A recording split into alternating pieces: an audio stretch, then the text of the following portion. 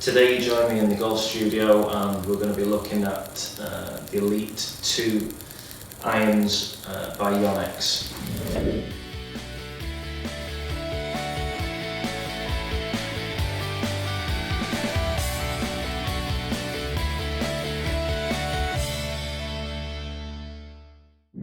Hi guys, Dean here at Shore Hill Golf Resort, PGA professional.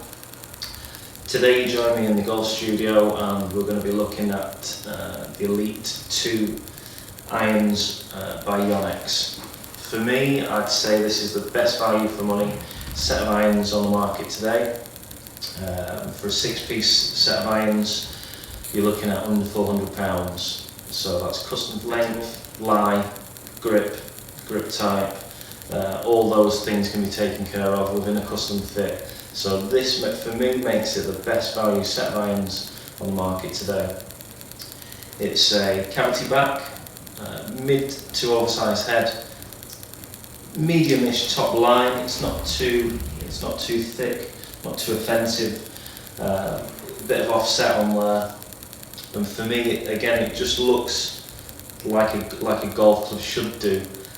For your everyday kind of golfer, this will fit the majority of golfers out there today. If you can cast your minds back to Callaway X series, so the X14s, X20s, X18s, those sort of clubs, these are pretty much cut from the very same cloth, so they look very similar. As I say, non-offensive, how a golf club should look. It's going to give you a bit of forgiveness, and definitely something that will appeal to a lot of golfers. Loft on the 7 irons, 29 degrees, so it's quite strong. I've set the green out here for 185 yards, so I'm going to hit a few shots, get the data, see if I can hit any greens for change.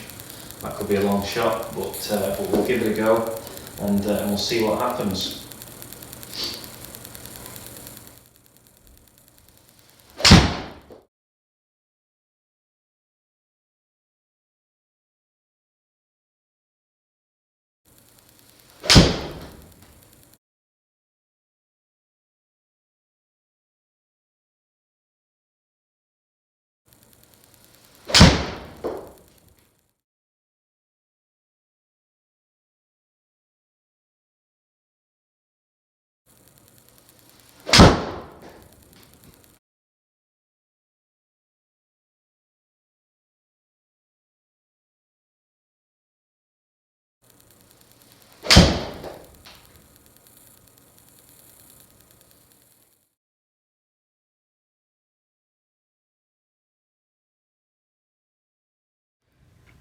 Okay, so if we look at the data now, we can see how this 7 irons performed.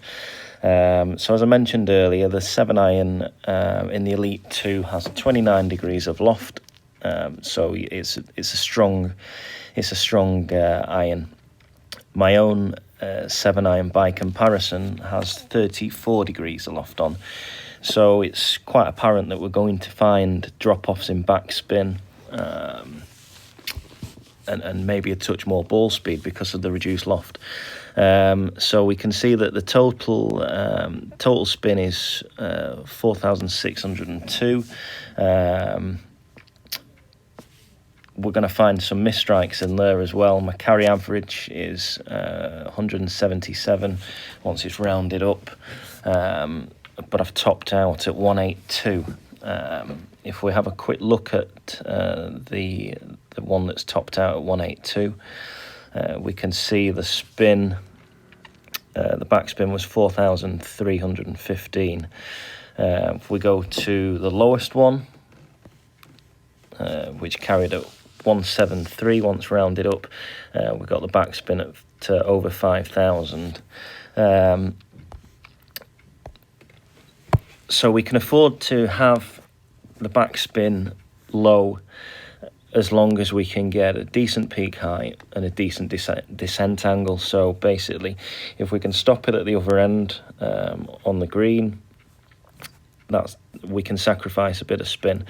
I always find that hitting balls in the studio, the backspin does decrease a little bit due to the mat. So that's another thing to factor in. If I was on the golf course, I would expect to see a little bit more spin or backspin than what I've encountered here. So essentially this Elite 2.7 iron is performing pretty similar to how my own 6 iron would perform. And what I'd say to people watching this is, as long as you can or you can afford to sacrifice a little bit of spin, play dependent, we can maintain some good peak height and descent angles, and you'd like a little bit more distance, there would be no reason not to play a club that's a little bit stronger in loft, if that's your preference.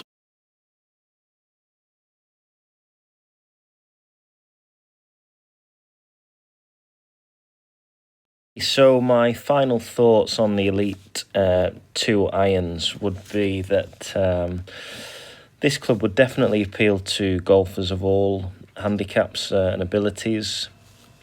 A golfer maybe looking to upgrade, but is possibly a little bit price conscious or wants to save a few pennies. Golfer looking for added distance, this golf club will provide added distance through the design. And then finally, the golfer looking for a new set of golf clubs, wants some forgiveness, but wants to maintain that look of a traditional kind of iron. Again, this Elite 2 does that very well. So that's my thoughts on the Elite 2. If you like the video, please follow us on social media. Check us out on our website, lancashire.golfacademy.co.uk. Any feedback, please leave us with that. If you'd like to see a video of any comparisons or any equipment that's on the market or instruction, please let us know, and we'll see if we can get a video done for that. Thanks again for watching, and I'll see you again soon.